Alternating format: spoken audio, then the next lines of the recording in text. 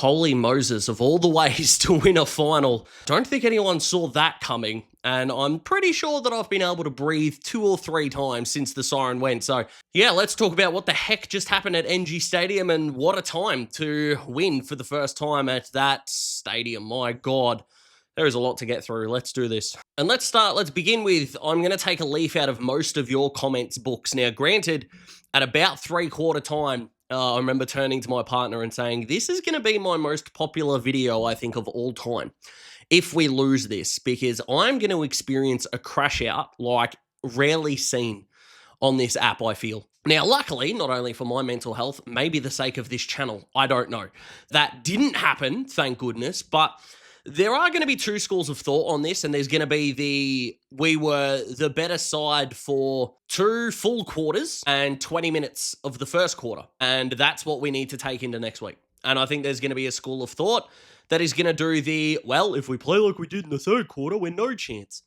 And I'm going to be honest with you, there have been times this year where I have definitely been of the attitude of the latter, but finals are a different ballgame, and there is no fan base, I think, that understands the trials and the tribulations of playing finals and winning them over the course of the last 6 decades than this football club does. And I think we can all accept with a grain of common sense that if we do want to put up a quarter like we did the third one, that we're going to get wiped off the park. But here's the thing, is that we did deliver that, and we won by 19 points. And I just can't really get myself to a point where I'm going to go, yeah, I'm going to back us in to do that again. From a majority-minority standpoint, we were amazing for 70% of the game, and we were really bad for 25% of it. And we had 5% that first 10 minutes where just nothing went right. And thank God they didn't put it on the scoreboard, because sheepers, that would have been a disaster. But I sit here tonight and marvel at the fact that, let's go through the goal kickers for a second as my iPad just stops working, because why would we have things work properly for us? I'm a professional. Overall, that's the fourth quarter, Daz, you peanut. McDonald kicked 3, Gunston 3, Ginnivan 3, Chol 2. I think both of those were in the last quarter, and a smattering of singles. For the others, all 3 of them deserve their credit. All 4 of them, really. Chol's impact in the ruck, especially in the first half, was outstanding. The Meek got absolutely ripped to shit by Kieran Briggs throughout the entirety of the game. I know Meek had a decent last quarter, but he's going to end up with 18 disposals. I think he got more fantasy points than any other Hawk did, and he was terrible. He just was. But between him and especially Dylan Moore, who, again, you're going to look at the stats and go, he had 18 disposals. No one had more touches in the last quarter than Dill did, 9 for the Hawks. And, of course, you can see that as a positive. But as I'm kind of here at the moment, is I'm going that there are some finals reputations that are on the line next week. Those 2 are the 2 that stand out. But I am hoping beyond hoping that we are just marveling at what that back 8 did today. And it should be the majority of the conversation. Now, I know Jai's ended up having 7 in the last quarter, had 20 in the first quarter. He had the greatest 4-kick first half I think I've ever seen by any player.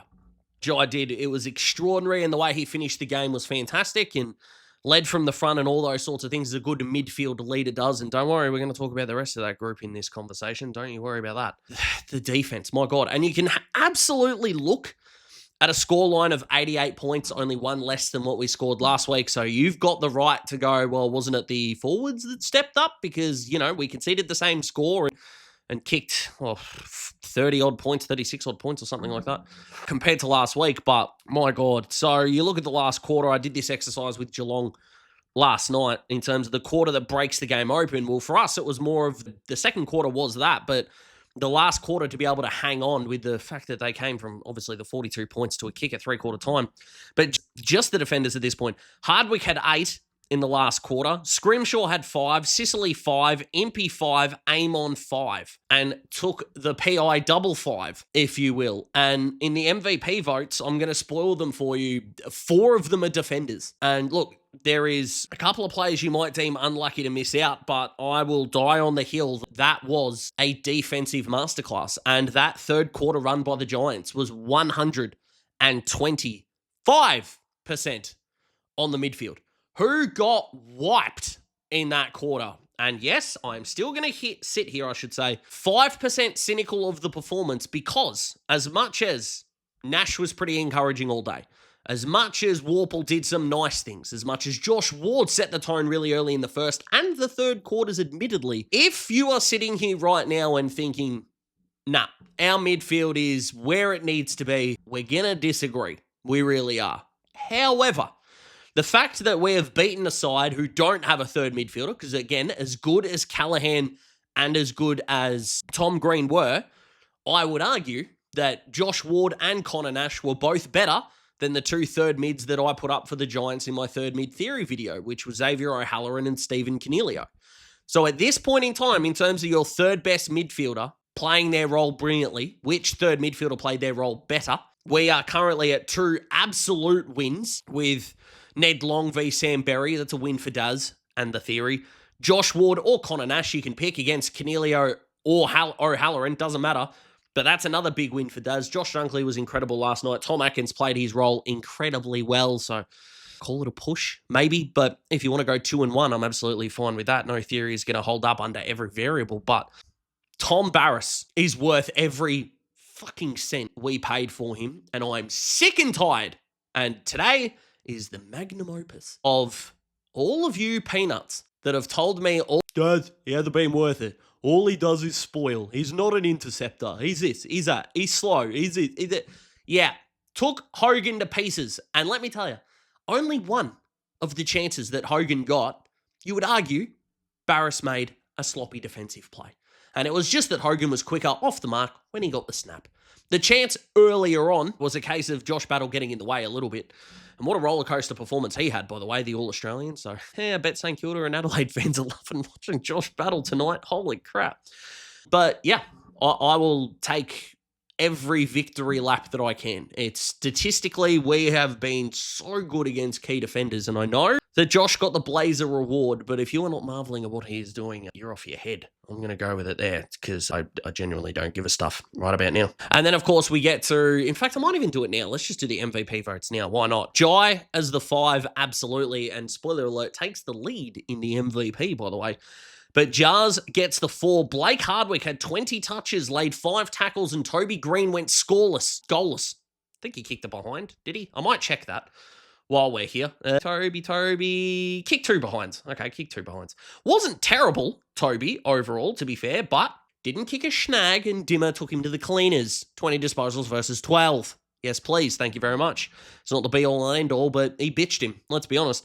And then Tommy Barrass gets the 2, and I'm legitimately giving Jack Scrimshaw 1 vote for 1 quarter of play. Between Sicily's amazing last quarter, and he was really good, was Sis. Scrim was our best defender in the air in the last quarter. And considering a game that had 195 points kicked in it, the fact that we were able to halter momentum, they kicked 2-4 in the last quarter, is just an absolute testament to where our defensive front is at, and I'm absolutely going to give him the due credit for it. In terms of their cleanliness up forward, Gunners, unbelievable, the man. The fact that he did what Giants didn't want to do is he led up at the ball carrier, and it worked every single time, just about, which was incredible. The amount of times that Hogan, Riccardi, and Aaron Cadman especially wanted it out the back, they wanted the space behind the tsunami, and just didn't want to hit up at the ball carrier because the only quarter that they did, that was the third one, and look how that worked out.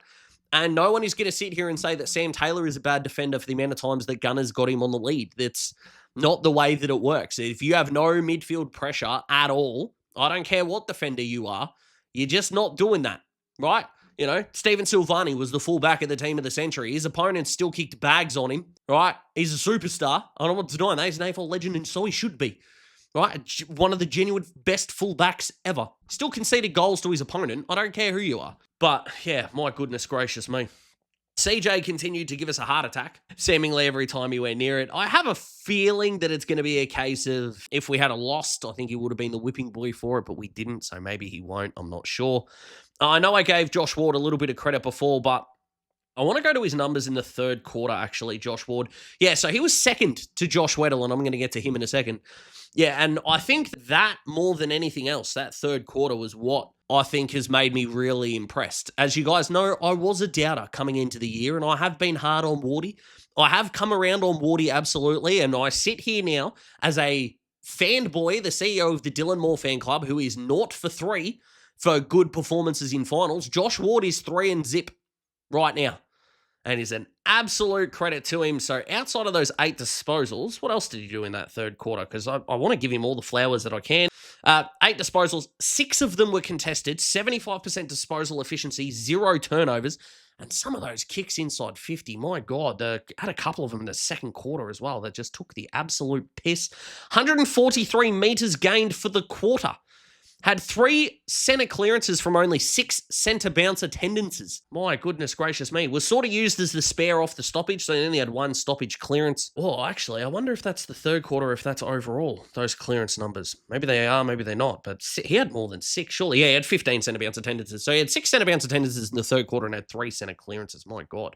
But still finished up in the day with only 1 stoppage clearance. So there you go. Didn't affect it at all. 4 kicks inside 50, and I'm borderline convinced that all 4 of those led to scores. Well, he had 4 score involvements. I'm not saying they're all off them, but he was more than handy, so credit to you, Wardy.